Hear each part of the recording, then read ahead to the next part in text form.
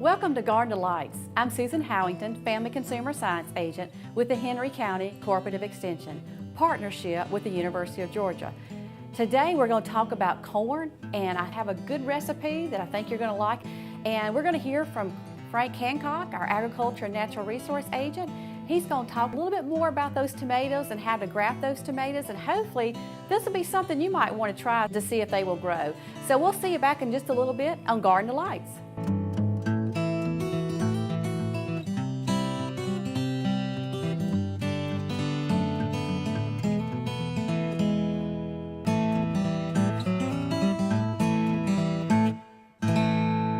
We're going to talk about corn today, and you'll hear from Frank, and he's going to talk more about those tomatoes and how to graft some tomatoes. But today we want to tell you about a little bit about corn, and we're going to talk a little bit about how to put a great little baked corn casserole together, and hopefully you're going to like it. But let's talk about this corn and how nutritious it is for you. Corn, I love corn. I look forward to it coming in every year. I remember growing up, picking many ears of corn growing up and cutting it off the ears. I didn't do it, my parents did, and I remember helping my mother cook it and get it ready to freeze. And so I can tell you it's nothing better than taking corn out of your freezer later on in the winter and eating some fresh corn. So let's talk about what's so nutritious about this corn. It is fat-free. It's what we put on it is what makes it not so fat-free. But it is saturated fat-free, and it is low in sodium and cholesterol. It also is a very good source of vitamin C. So if you're going to eat corn, you're going to get a good source of vitamin C. And then fresh corn also has carbohydrates, and it also has fiber. So when you're eating your kernels of that corn, you are going to get some fiber from it. Calorie-wise, about 5 inches, and this is about a 5-inch ear of corn, you're going to get about 70 calories from an ear of corn. So that's what you're looking for if you're trying to figure out about your calories. So if you eat this whole ear of corn here, you would have around 70 calories. Now selection, when you're looking for corn, if you're picking your own corn, you grow your own corn, then you'll kind of know what to look for. But you want ears that are fresh looking, that have good green color to them. You're going to be looking at the silk part of it to make sure it's moist too. When we're selecting at the grocery store, you see people, and it's okay for you to do the same thing. You want to find really good green ear corns, but also if you feel the temptation, and sometimes I do, you can take your hands and run it through the corn, the shuck part, and you can kind of feel if it's filled out as far as the ears of corn in the kernel part of it. Some people need to see it, and sometimes I'm the one of those folks that need to see it. So you'll see them in the grocery store even actually taking the ear of corn, and they're going to break it back just to make sure they see the kernels. And what you want to do, because if you're going to buy your ear of corn, you want to make sure you have kernels all through it, because you don't want to buy a half kernel ear of corn. And then also you're going to be looking for decay. You don't want to see any kind of decay. You don't want to see any kind of worms that's been eating on the corn. And a lot of times when you break it back and look at it, that's when you can see if it's any kind of worm damage to it. So those are things you want to do to look at it. And also when you're buying it at the grocery store, if it looks dry, it doesn't look moist, you don't want to buy it, because more than likely it's been sitting there too long and someone hasn't put it where it needs to go, and we're going to talk more about that storage part of it. But just to keep that in mind, 2 ears of corn, like these 2 ears right here, you can get about 2 cups of kernels when you're cutting it off. So if you're looking about how many it takes to get that, about a cup is what you're going to get from 2 ears. And so you want to look at those when you're doing it, but for storing, corn needs to go, as soon as you get it, into the refrigerator. So once they have it in the stores, hopefully it's cool, it's been in the refrigerator, or it's kept cool. If you're picking it, it needs to be kept in the refrigerator as soon as possible. We say about 1 to 2 days in the refrigerator, and hopefully by then you're eating your corn. If not, like I said, corn freezes very well, and you also can can corn. And if you want to learn how to do that, please call our office, and we have a wonderful So Easy to Preserve book that will tell you how to can or freeze that corn and how to do it correctly. So keep that in mind. We want to make sure that we get this corn in the refrigerator, because once harvested, the corn will, the sugar in that corn, the natural sugar, it will rapidly turn to starch, and we don't want that. So we want to make sure we keep it in the refrigerator, and then we also have a plan in that 1 or 2 days, that plan of what you're going to do with that corn. Either you're going to eat it or you're going to store it. So make sure you keep that in mind too. So as you can see, Corn is a wonderful thing to have and eat. It'll be coming in very soon. You'll see different stages of it coming in. Make sure you're buying it right when it comes in, because once corn comes in, it's going to be gone for the next year. So I will tell you, look around. There's a lot of pick your own places that you can get fresh corn. There's different varieties of corn too that may be suitable for you. So just remember that corn is something you want to look for very soon, and hopefully you're going to put it into your family meal. So as you can see, corn is a wonderful thing to have. It's great in vitamin C. So when we come back, we're going to talk more about how to put that baked corn together, and I hope you're going to really like the recipe.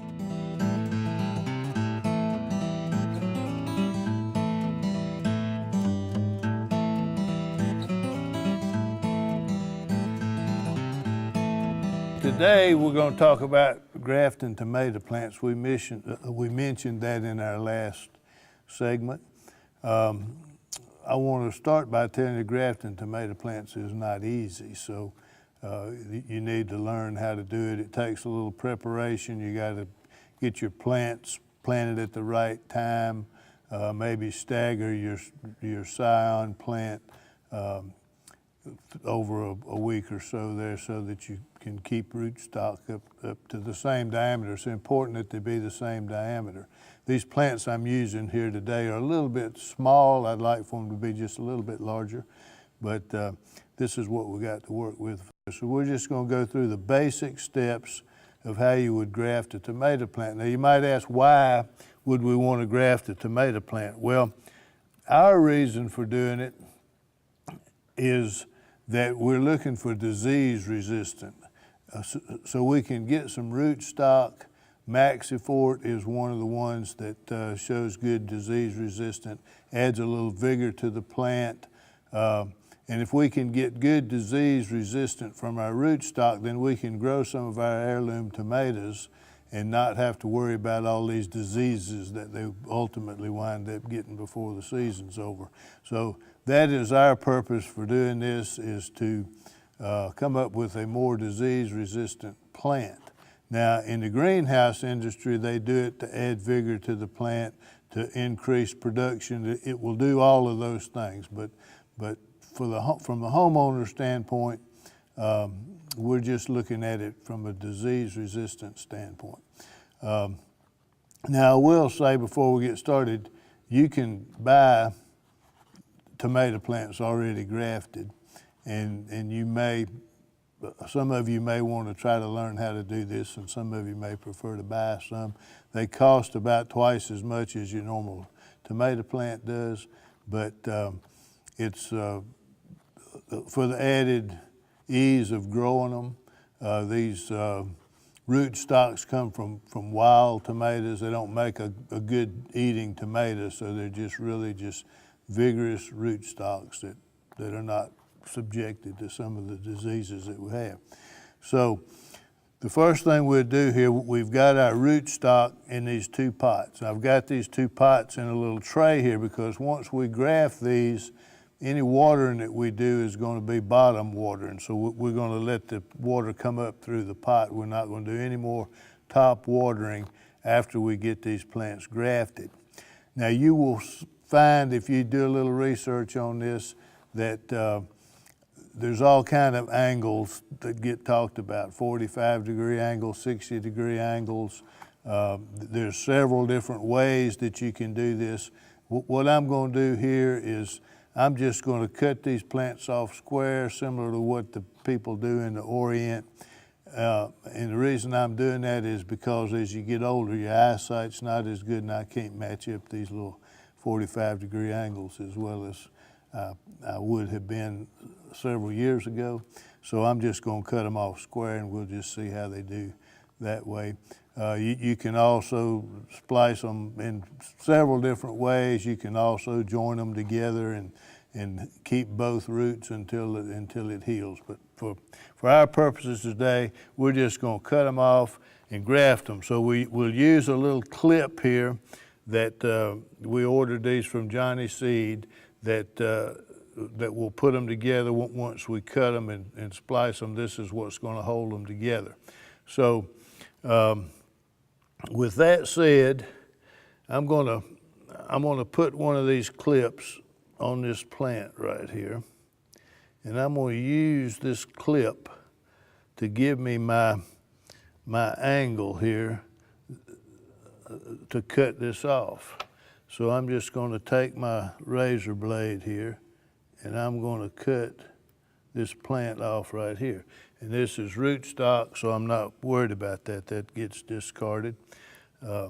Now, I'm going to come over here and do the same thing. I've got my scion here, the plant that I want to grow my tomatoes. I'm going to do the same thing over here. I'm going to put this little clamp on here. I'm going to cut this below the cotyledon. And I don't know if the camera can see what we're doing there or not, but I'll move it right up here, and I'm going to cut that off squarely just like we did the other piece. Then I'm going to slide my clamp up here about halfway. I'm going to insert this piece into the, turn my pot around here so I can get to it better. I'm going to insert this in that. I'm just going to let them touch together. I'm not going to force them. They're just going to touch together, and that's going to sit there now until it heals.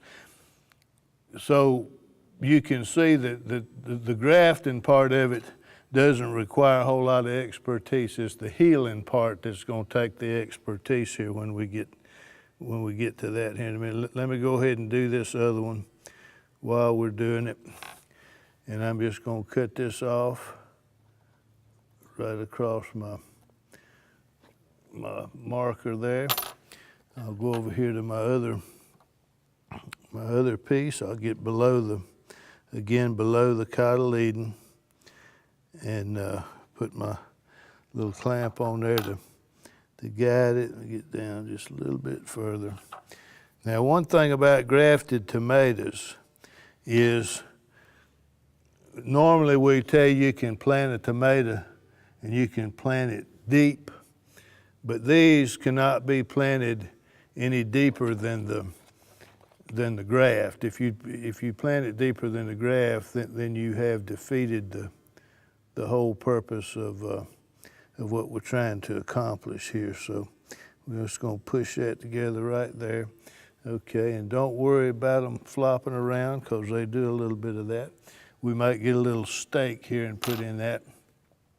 So now I'm going to take this and I'm going to move over here to our homemade healing chamber. What we want to have happen in the healing chamber, we got to keep the humidity up and we got to keep the temperature up. We'd like for it to stay about 78 degrees, and we like to have the humidity up there at 85%, somewhere in that neighborhood, so that these plants can go ahead and heal. And we're also going to put them in a darker area. We don't want a lot of photosynthesis trying to take place here while we're trying to heal them up.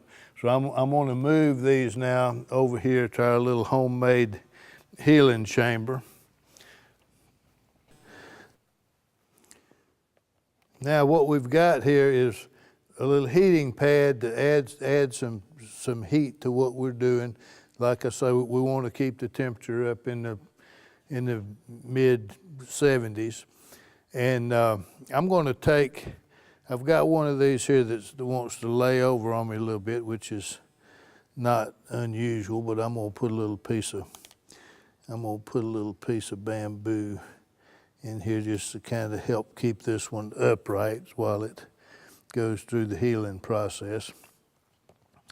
So now what we want to do is cover this up. We got to keep the humidity up, but we don't want to put the humidity on the plants. Now this is where the whole process is made or broken, because this temperature and this humidity has got to be right. Too much humidity and we lose them. Not enough humidity, we lose them. Too cold, we lose them. And we're going to do, like I said before, we're going to do only bottom watering now. We're not going to put any water on top of them. So what I'm going to do in my little homemade thing here is I've got this container bottom that I can put over the top. And so what I'm going to do, humidity-wise, is I'm going to spray the inside of this. And over the next 4 or 5 days, I'm going to keep the humidity high inside of this dome that I'm putting on here. And I'm also going to keep the plants in a darker area so that we're not having a whole lot of plants trying to grow. We don't want them to be transferring a lot of nutrients. I'm not going to water them real heavy right now. I don't want a lot of water trying to come up through the root system. I don't want a lot of nutrients coming in from the leaf side. And so this is how we'll keep them. And I'll roll this into a darker place. And that's what we'll do. And we'll watch them closely, but you can't ignore them. So you got to keep the temperature and the humidity about right. And then we'll come back in 4 or 5 days and see if we need to start over again or not.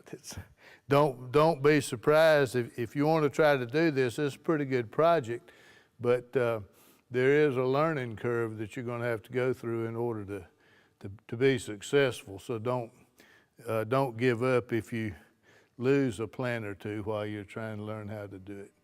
And like I say, there are several other ways that you can go about grafting them than what I did here today, and you can study that and try some of those, and when you get good at it, call me and I'll come by your house and get some plants to grow next year. Now, my favorite part of the show, we're going to go to the kitchen and see what Susan is fixing.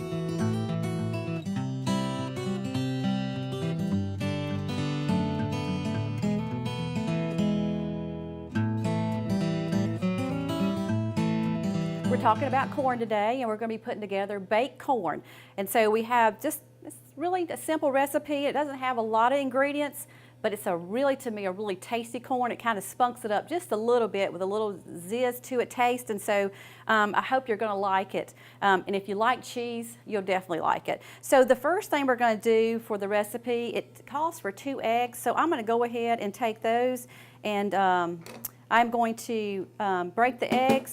And we're going to beat those 2 eggs. And you don't have to beat them, really hard. It's just the main thing is to get them all mixed together. So we're going to go ahead and do that first. So I'm going to put my 2 eggs together. And I'm going to whisk those just a little bit. Let me wipe my hands just a little bit.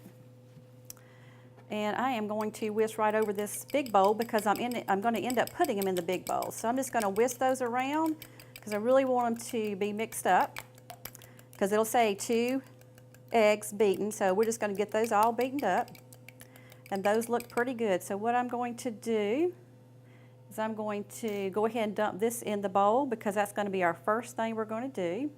And on the recipe, it's going to tell you to mix the eggs and sour cream. Now I have used 1.5 cups of sour cream.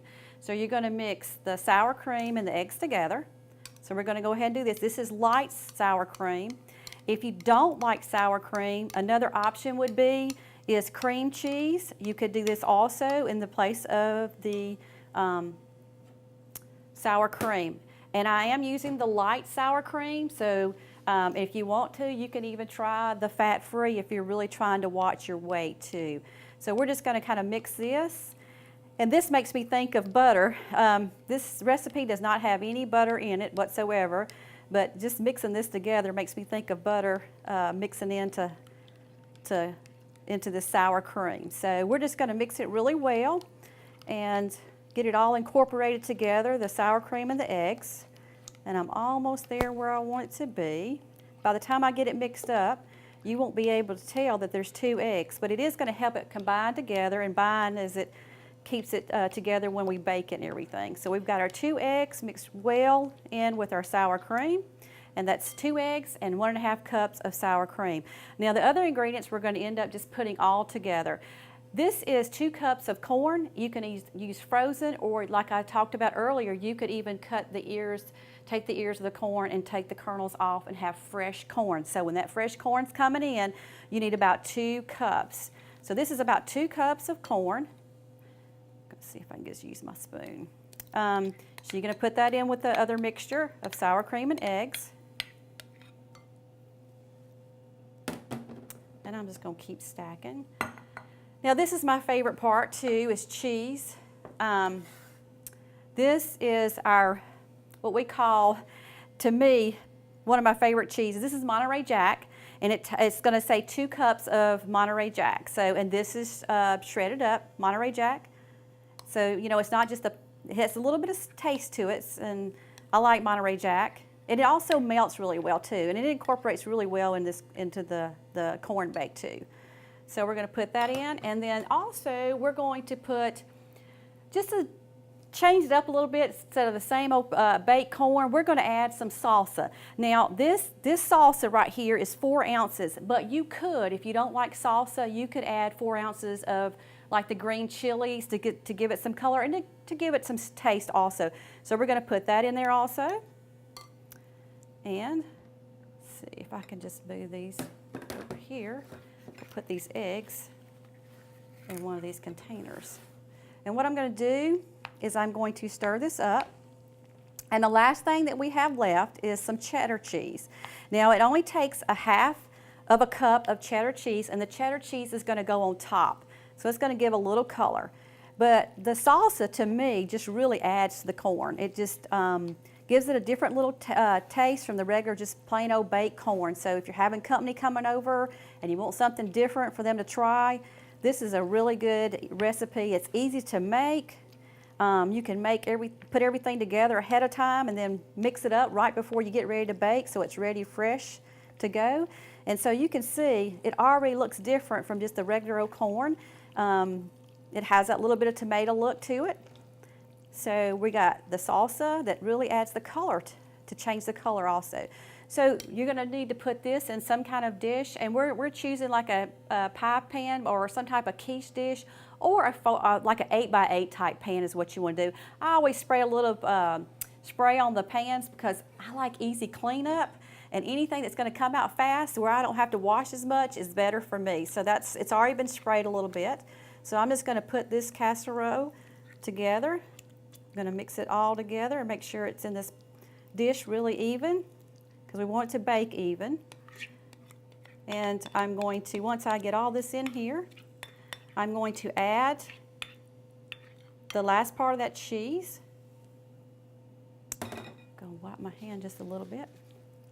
So I'm just going to kind of push it out, make sure it's all out toward the edge. And as you can see, this is pretty easy to do, and it's very tasty, and this is going to feed about 6 people. Really depends on how many servings somebody eats as far as 6 people goes. But and you could double this if you have a big crowd. You want to double this to feed a big crowd some weekend when you're having a party and you have people coming over. You can do this, double this very easy. So what I'm doing now is sprinkling the last part of this on here, which is our cheddar cheese on the top. And the casserole, the baked corn, is about to be ready to be done. So as you can see, I'm going to put this in a 350 oven. We're going to bake this about 35 minutes until you see it bubbly all through, and it'll kind of stick together and hold together with those eggs. It binds together really well, so you will see that it will come out looking really, really nice. So we'll see you back in just a little bit on Garden of Lights. Frank's going to come in and taste our baked corn, and I hope it's going to be something he'll put on his list for his wife to cook him sometime in the future. So we'll see you back in just a little bit.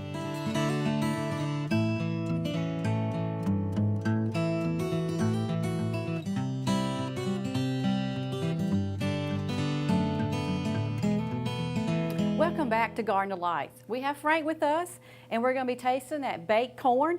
And you know, Frank talked more about tomatoes today, and so I couldn't stand it. I just had to bring some tomatoes back into that little us eating. So Frank, you've got a slice of tomatoes to eat also today. And you know, you can't beat corn and tomatoes. When the gardens are coming in, the corn's coming in, you got to put some corn and tomatoes together. So to me, that's just a perfect combination. So let's try some of this corn bake. I got nothing to say. I just came to eat. All right, let's do that then, Frank. Tell me what you think. I'm not going to tell you what's in it, and I never tell you what's in it. I always try to get to see what you're going to think about it. So tell me what you think. And it's a little still warm because I see a little bit of heat on it. So if it's too hot, let me know. All right, what you think? It's good. As usual, I mean, you know, that's the only reason I come back. Well, I can see the steam. It is a little warm, isn't it? Don't overdo it. So as you can see, very, very tasty. Stays together very well. Easy to do. Try this corn bake. Check out our website, get the recipe.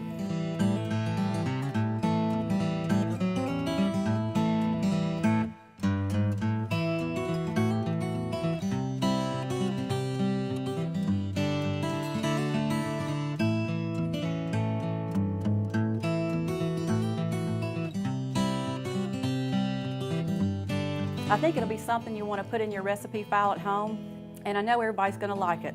We'll see you next time on Garden of Lights. I guess I'll have to talk about growing corn now.